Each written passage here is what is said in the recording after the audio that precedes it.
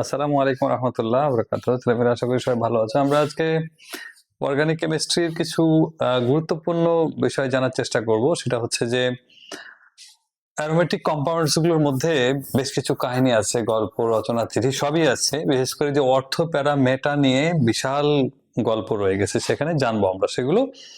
Moreover সেখানে বেঞ্জিনের মধ্যে কোনটাকে আমরা অ্যাক্টিভেটিং এবং ডিঅ্যাক্টিভেটিং গ্রুপ বলতেছি সেটাও আমরা জানার চেষ্টা করবো আজকে।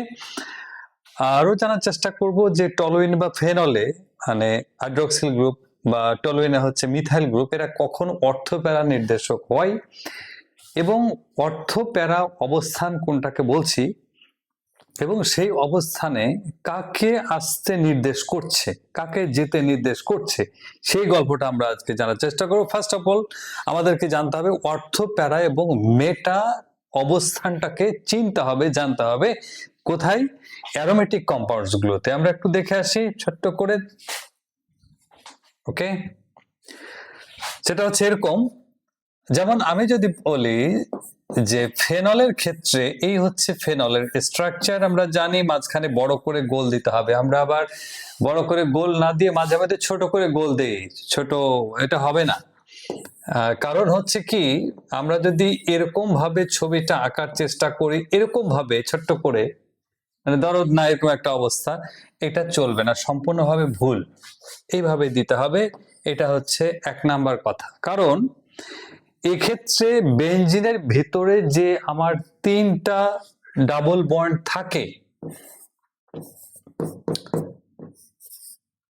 সেই ডাবল বন্ড গুলো, দ্যাট ইজ পাই বন্ধন গুলো কিন্তু আমার এই কর্নারের ভিতরে না, এবং এই আমার বেঞ্জিনের মধ্যে বা ফেনল বা অ্যারোমেটিক কম্পাউন্ডস গুলোর মধ্যে যে পাই বন্ধন তিনটা আছে তার পরিবর্তে কিন্তু এই গোলটা দেওয়া হয়েছে। ফলে এটা এই চারিপাশ দিয়ে বড় করে দেখাতে হবে যে এই পাই ইলেকট্রন গুলো সঞ্চরণশীল, ফলে গোলটা বড় হবে। এটা হচ্ছে এক নম্বর কথা, আমরা বুঝে নিলাম। আমরা জানার চেষ্টা করব অবস্থান সম্পর্কে। যেমন হাইড্রক্সিল গ্রুপ এখানে আছে, তাহলে এটাকে আমি যদি এক নাম্বার ধরি, ওকে সরি কি জানি হলো দেখি, ওকে রাইট, যে কথা বলছিলাম। তো এটাকে আমরা নাম্বার 1 ধরলে এটা হচ্ছে 2, নাম্বার 3, নাম্বার 4, নাম্বার 5, নাম্বার 6। কেউ তো বলতে পারে যে স্যার ব্যাপারটা তো বাম দিক থেকে হতে পারে। এক্স্যাক্টলি, তাহলে এটা 1 ঠিক আছে, এটা তাহলে 2 হয়ে যায়, এটা হয়ে যায় 3, এটা হয়ে যায় 4, এটা হয়ে যায় 5, এটা হয়ে যায় 6। ডান দিক থেকে নাম্বারিং করা যায়, বাম দিক থেকে নাম্বারিং করা যায়। ঘটনা কি দাঁড়াচ্ছে যে 2 6 এদিক থেকে করলে, আবার এদিক থেকে করলে হচ্ছে 2 6। দ্যাট মিনস এই অবস্থানটা আর এই অবস্থানটা সমতুল্য, একই রকম অবস্থান। আবার যদি কার সাপেক্ষে, এক নাম্বারের সাপেক্ষে, এটা হচ্ছে 2। এই দুটো অবস্থানকে একই লেভেলে রাখা হয়, একই নাম দেওয়া হচ্ছে। আবার এটা 3 5, যদি আমি ডান দিক থেকে আমরা কাউন্ট করি 3 হয়, আবার বাম দিক থেকে কাউন্ট করলে আমরা এদিকেও 3 হচ্ছে। দ্যাট মিনস আমার এই অবস্থান আর এই অবস্থান, এই দুটো অবস্থান একের সাপেক্ষে একই রকম অবস্থান। আবার এটার সাপেক্ষে আমি এদিকে চলে গেলে এটা হচ্ছে আমার আরেকটা অবস্থান, বিপরীতে, অনের বিপরীতে আছে 4। এখন কথা হলো যে এক নাম্বার কার্বনের বেঞ্জিনের খুব কাছে, খুব কাছে, খুব কাছে, এটাকে আমরা বাংলা ইংলিশ কোনো শব্দই ব্যবহার করি না, অর্থ লিখি আমরা অর্থ। এই যে আসলে এই সব টার্ম বেশিরভাগই বিভিন্ন ধরনের টার্ম থেকে আসা, ল্যাটিন, গ্রিক, বিভিন্ন ধরনের এই ওয়ার্ডগুলো আমরা কিন্তু কালেক্ট করি। তবে এই অর্থ, এই কথাটার মানে হচ্ছে খুব নিকটবর্তী। কার নিকটবর্তী? ওয়ানের সাপেক্ষে হচ্ছে এটা নিকটবর্তী। এবং এই দুটো অবস্থানকেই আমরা বলি অর্থ অবস্থান। অর্থ আসলে কিছুই না, অর্থ হচ্ছে একটা অবস্থানের নাম।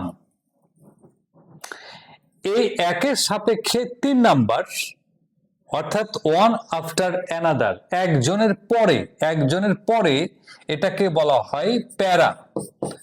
বাংলায় এভাবে, ইংলিশে এইভাবে লেখা হয়। এবং তাকে ফার্স্ট লেটার পি দিয়ে এই অ্যালফাবেট দিয়ে প্রকাশ করা হয়, অর্থকে এই ও দিয়ে স্মল লেটার প্রকাশ করা হয়। এবং এই ক্ষেত্রে আমরা দেখতে পাচ্ছি একের বিপরীতে ফার ডিস্টেন্স, অনেক দূরে, মেটা মানে হচ্ছে অনেক দূরে, মেটা এই অবস্থানটাকে একের সাপেক্ষে বলা হয় মেটা, যাকে স্মল লেটার এম দ্বারা প্রকাশ করা হয়।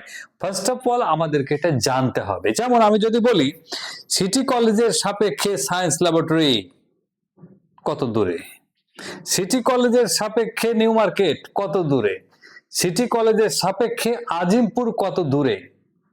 তার মানে সিটি কলেজ এর সাপেক্ষে আমি যদি সায়েন্স ল্যাবরেটরি চিন্তা করি, এটা খুবই কাছে, তাহলে ওই অবস্থানটার নাম হচ্ছে অর্থ।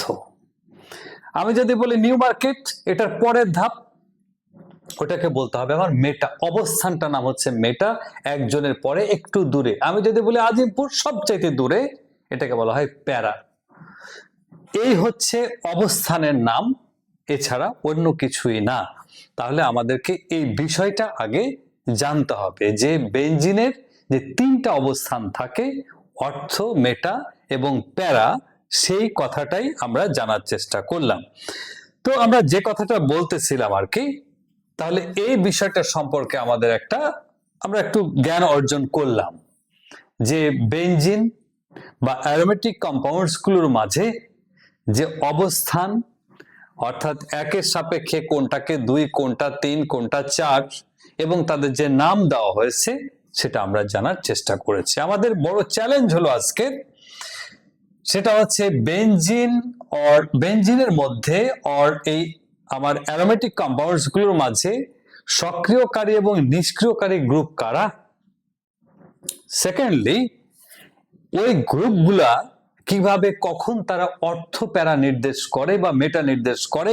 অর্থাৎ এই কথাটার মানে হচ্ছে এরকম, অর্থ প্যারা নির্দেশ করে আর মেটা নির্দেশক, দ্যাট মিনস কোন ইলেকট্রোফাইলকে সেখানে যেতে বলবে, ওই অবস্থানগুলোতে যেতে বলবে, সেই গান গল্পই কিন্তু আজকে আমাদের। তো আমরা পরের লেকচারে বাকিটুকু দেখবো আর কি। ওকে, থ্যাংক ইউ ভেরি মাচ।